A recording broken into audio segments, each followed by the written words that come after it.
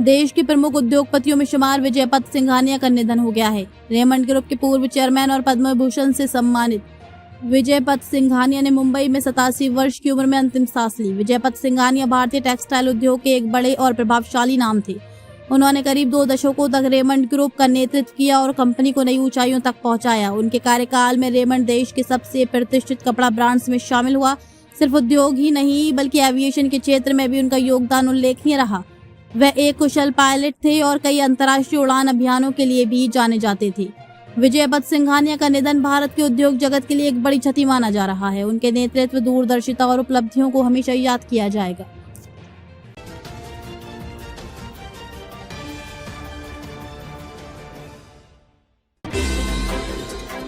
प्रधानमंत्री नरेंद्र मोदी ने अपने मासिक रेडियो कार्यक्रम मन की बात में देशवासियों को संबोधित करते हुए कहा कि मौजूदा वैश्विक हालातों के बीच भारत मजबूती के साथ खड़ा है।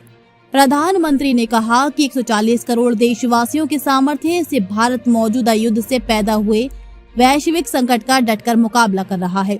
उन्होंने भरोसा जताते हुए कहा कि भारत ने पहले भी कई कठिन चुनौतियों का सामना किया है और इस बार भी देश की एकजुटता ही सबसे बड़ी ताकत बनेगी। प्रधानमंत्री मोदी ने कहा कि उन्हें पूरा विश्वास है कि देशवासी एकजुट रहकर इस मुश्किल दौर से भी सफलतापूर्वक बाहर निकल आएंगे।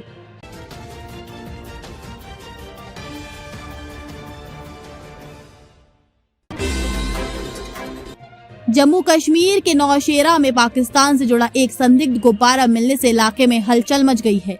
जानकारी के मुताबिक ये गुब्बारा नौशेरा के हंजाना इलाके में मिला है। गुब्बारे पर अंग्रेजी और उर्दू दोनों भाषाओं में PIA लिखा हुआ पाया गया है, जिसे पाकिस्तान इंटरनेशनल एयरलाइंस से जोड़कर देखा जा रहा है। स्थानीय लोगों ने जैसे ही इस गुब्बारे को देखा तुरंत इसकी सूचना पुलिस को दी। सूचना मिलते ही पुलिस मौके पर पहुंची और गुब्बारे को अपने कब्जे में ले लिया।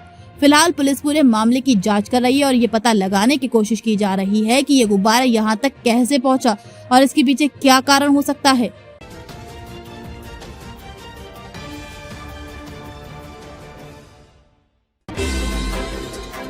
पश्चिम बंगाल की मुख्यमंत्री ममता बनर्जी ने केंद्रीय गृह मंत्री अमित शाह पर तीखा पलटवार किया है। पुरुलिया में एक चुनावी सभा को संबोधित करते हुए ममता बनर्जी ने कहा कि बीजेपी नेताओं द्वारा TMC के खिलाफ चार्जशीट दाखिल करने की बात कही जा रही है, लेकिन असल में चार्जशीट तो उन लोगों के खिलाफ होनी चाहिए।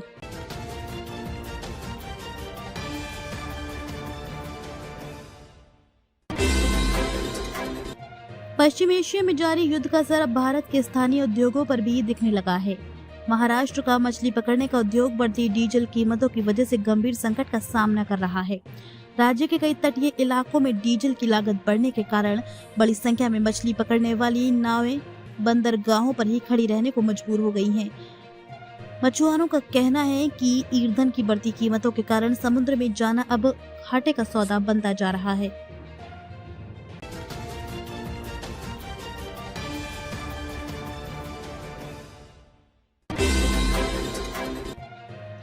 अमेरिका और यूरोप में डोनाल्ड ट्रंप के खिलाफ बड़े पैमाने पर विरोध प्रदर्शन देखने को मिले हैं।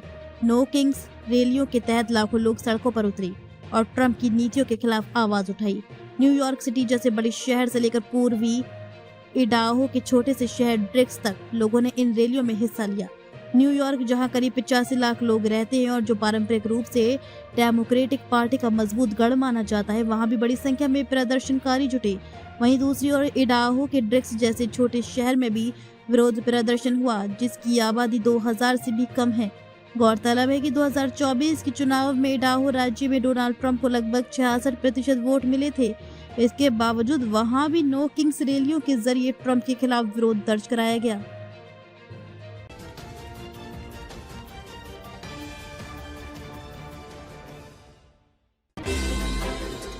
ईरान के सशस्त्र बलों ने ऑपरेशन 2 प्रॉमिस 4 के तहत 86वें चरण की बड़ी सैन्य कार्रवाई को अंजाम दिया है। ईरानी मीडिया के मुताबिक ऑपरेशन के पहले चरण में अमेरिका के विक्ट्री, अरिफजान और अल खर्ज स्थित एयर और ड्रोन बेस को निशाना बनाया गया। इसके अलावा ईरान ने दावा किया है कि अराद, नकब, तेल अवीव, एरबिल, 5th फ्लीट और अल धफरा में मौजूद अमेरिकी और इजरायली ठिकानों पर भी सटीक हमले किए गए। ईरानी रिपोर्ट्स के अनुसार हमलों के बाद कई जगहों पर धुएं के गुबार, जोरदार धमाके और महंगे सैन्य विमानों के मलबे देखे गए। ईरान का ये भी दावा है कि इन मामलों ने क्षेत्रीय मीडिया द्वारा खबरों को दबाने की कोशिशों को भी बेनकाब कर दिया है।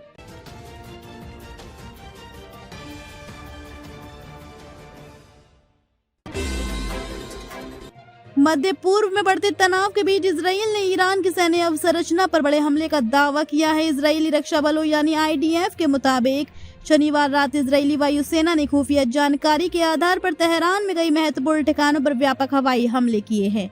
IDF का कहना है कि इन हमलों में ईरान के रक्षा मंत्रालय से जुड़े उस केंद्रीय स्थल को निशाना बनाया गया है जहां बैलिस्टिक मिसाइलों के महत्वपूर्ण पुर्जे तैयार किए जाते थे। दावा है कि ईरान के उन गिने चुने केंद्रों में से एक था जहां से इजराइल की ओर दागे जाने वाली मिसाइलों के लिए जरूरी कंपोनेंट विकसित किए जाते थे।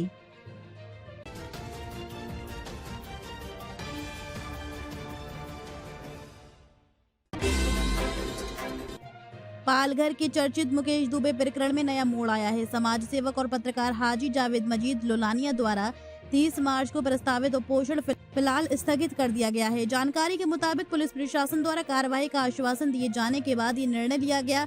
इस मामले में संबंधित पक्ष की ओर से माफी पत्र भी सामने आया है, जबकि सफीक यासीन शेख ने पालघर पुलिस स्टेशन में शिकायत आवेदन दिया है और मामले में कार्रवाई की प्रक्रिया जारी है।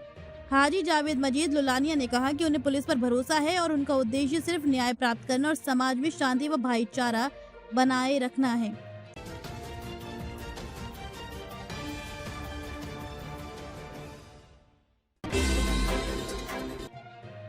पेट्रोलियम और प्राकृतिक गैस मंत्रालय के अनुसार 2 LPG कैरियर BW टियर और BW इल्म करीब 94,000 मीट्रिक टन LPG लेकर सुरक्षित रूप से क्षेत्र से गुजरते हुए भारत की ओर बढ़ रही हैं। BW टियर के 31 मार्च को मुंबई पहुंचने की उम्मीद है, जबकि BW इल्म 1 अप्रैल को न्यू मैंगलोर पहुंचने वाला है। सरकार का कहना है कि क्षेत्रीय तनाव के बीच भी भारत की ऊर्जा आपूर्ति पूरी तरह सुरक्षित और सुचारू बनी हुई है।